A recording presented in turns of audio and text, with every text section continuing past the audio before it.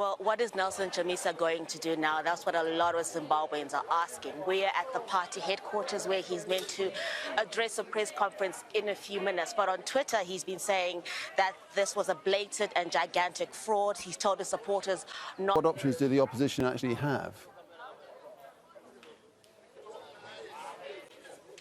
For most Zimbabweans, I think there's a sense that people know that street protest, there's not much appetite for them because the police here tend to clamp down hard on demonstration. Evidence to tell the country or to prove to the country that the election was rigged.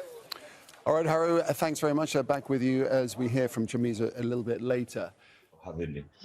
Yes, it's very difficult to say the elections were free and fair here in Harare in Zimbabwe, due to the fact that we can't forget that Zimbabwe has been sanctioned, and part of the sanctions is the rule of law and the separation of the judiciary and the independence of the Zimbabwean Electoral Commission. And that thing has been highlighted by the report from Dr. Nevas Mumba, who was the head of the mission of SADC, which he also went further to see in the last elections in terms of the court cases, which were indicated that, these issues has to be tabled out if we are to promote the democratic dispensation in terms of the transitions and having a free and fair elections in Zimbabwe. In Zimbabwe, I think way back when you have ANN7, and how the late Morgan Shangirai was refused, the opportunity to participate freely under Arajim Mugabe when he was head of state, and how the ZANU-PF has actually militarized and made Zimbabwe as a police state. It's very difficult to pursue any legal interest in terms of nullifying the election results in Zimbabwe, for the fact that I mentioned earlier that there's no separation of powers between the judiciary, the arms of government, and as well as the Zimbabwean Electoral Commission, because they've got legs and influence within the ruling party. At the moment, ZANU-PF, like many other analysts and the people have said, like I've seen on the ground, that ZANU-PF is actually surviving to be in power, rather than other opposition political parties in Zimbabwe are fighting for the economical upliftment of the lives of the Zimbabweans, though that those who are in diaspora can be allowed to vote. But the fact that if there's no clear, free and fair playing ground in terms of the elections to give an opportunity to, especially opposition political parties, where violations like what the report from SADC I just went through there has been violated, the freedom of expression, the freedom of assembly, and the other freedoms and the tenants, which are part of the sanctions that Zimbabwe has been given sanctions for the past 21 years, are not put in place. Whether or not they've allowed many people, Zimbabweans, to vote, whether inside Zimbabwe or outside, it won't make a difference, because these irregularities, I think, amounts to rigging elections and not the willful interest of the people of the Zimbabweans to decide which government they will need to form. But in any case, others could have a different view. Like I was very surprised by the former president, Joaquim Chissano from Mozambique, who was criticized the independence and the pre-published report from the SADC to condemn it, without looking at the history and all the reports which has been established in terms of the elections or post and pre-elections in Zimbabwe. In fact, at one stage, the EU observers were actually asked to leave the country, and as well as many other observers who's been to Zimbabwe has been asked to leave the country due to the irregularities which have been going on. So for the fact that these irregularities are not leveling a level ground to provide a free and fair elections, to give an opportunity, and in this case, actually, it was even worse. You could see that they had to run off to the second day, unprecedented in the history of elections on the continent, especially in the SADC region, where we have enjoyed free and fair elections. They cannot be completely free and fair, but we can see the sense what happened in Zambia. We can see the sense of what happened in Tanzania, Mozambique, and as well as in South Africa there, that at least we can see there's some sanity in terms of conducting these elections. Ones cannot effect the change that they need. Yes, we celebrate ZANU-PF as the liberator of Zimbabwe ever since Zimbabwe attained high independence in 1980. And I think over the time they have lost that shine and sheen they've made a lot of mistakes than be correcting the economic situations in Zimbabwe, as we can see. Many Zimbabweans, had the feeling that they will effect change. And most of them are thinking this time we had a very large turnout. I could see even solidarity companies and organizations, especially from South Africa and elsewhere, had offered to support the Zimbabweans to go back home and make that decision to make a change for their country. Lots of hopes has been lost. Cindy, if I go back to when the ousted former President R.G. Mugabe was ousted, many people thought that they shall have hope from President Emerson Mnangagwa, but that hope has been losing its traction every time they've gotten elections. In fact, some people have been speaking to here in the capital and elsewhere, they've indicated that, look, what is the point of voting? That when we vote, we don't effect the change that we require. And each time we do it, it doesn't happen. And they will rather just go back to living and be suffering in diaspora, regardless of the conditions. So these are serious issues, and that has to be addressed by government. And I think the international community has to move in. SADC, they are reviewing the response from the government of Zimbabwe, and I'm sure there will be a solution at the end of the day to make sure that this is addressed sooner than later. All right, Dr. Sinkala, this is not a reflection of the will of the people of Zimbabwe. This is based on the mismanagement of the electoral process. We saw thousands and hundreds of Zimbabweans failing to vote because there was purportedly a shortage of voting materials.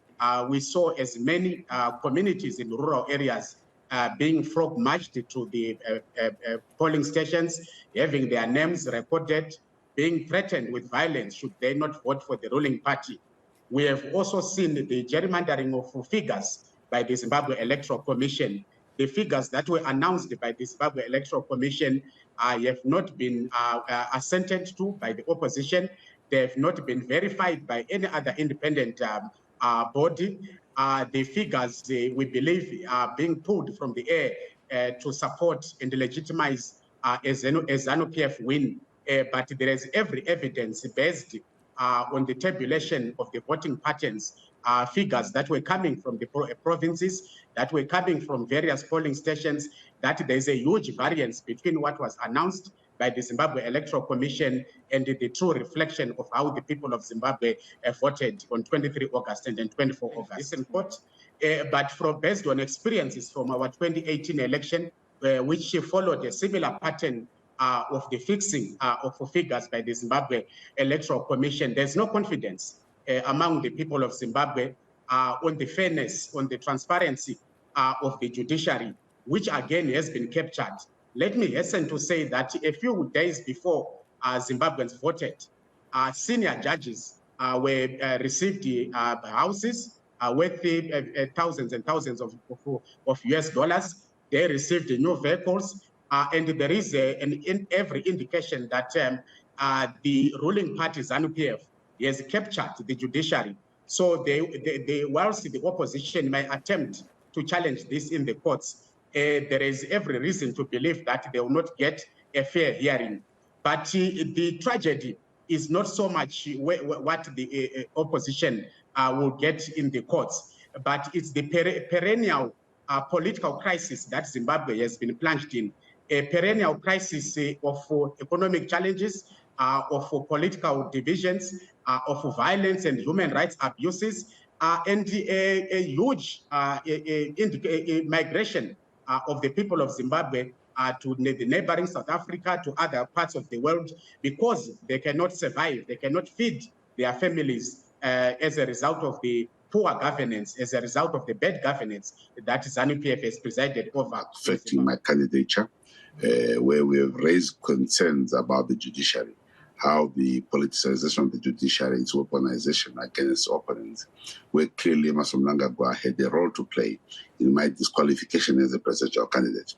Number two, I am of the very firm view and opinion that this election and the report by the SADC leadership is the first of its kind that should mark a major departure from how we've always treated or how Zimbabwe has been handled before in the past. This allows, therefore, that the report on its own, which says these elections lack credibility. So Zimbabweans now must posit the situation to say, firstly, when do we have a rerun of these elections? Are we going to have a new set of elections to cure the problems that have been observed by the observers? Secondly, how does, therefore, the region itself, which has taken a very, very brave stance, and I must salute this team because I think they have gone to the crux of the matter. There is no other way of curing the Zimbabwean problem until and unless we have an elected administration which serves the interests of the people. But I think we have seen how the reaction by the former Minister of Justice and the Mchangwa, who normally doesn't seem to have his brains and faculties working, how they started, humping around the liberation struggle. We all know that the country had to make a huge sacrifice. But if you have an administration which is preoccupied with stealing, which has no respect for the rule of law, which has become a danger and a cancer to the region, the decision of the people of Zimbabwe in the elections, which has really been affected by the action of the current government. However, the SADC report, therefore, gives us a very, very important opportunity to raise the constitutional obligations that we think Zimbabwe is not up to raise some of the issues that have concern to the people, so that Zimbabwe can become what it should used to be, a responsible member of the region that works to also address poverty issues in our country. We have thousands of our countrymen outside the country as a result of bad politics. Yeah. Within the government in Harare that respects the people. And other colleagues who were affected by the coup, which is obviously the background of this problem was the coup. But we're taking up our matter with SADC because what the Remember report simply does, it now means Zimbabweans must sit on the table and discuss a political response to the report and to the elections. So we will be taking it up, and I want to go back to my country, of course. But you can't go to a country where an individual thinks that country is. Emerson Mnangagwa has damaged our country. He's even damaged the party. I was born in ZANU-PF, but this tragic failure by the party to win elections in a responsible manner speaks volumes about why we are insecure in our country and why Zimbabwe now must be firmly on the SADC agenda, and we must deal with this matter once and for all. Certainly. Well, we'll just have to wait and see what comes out of it. Thank you so much for your time.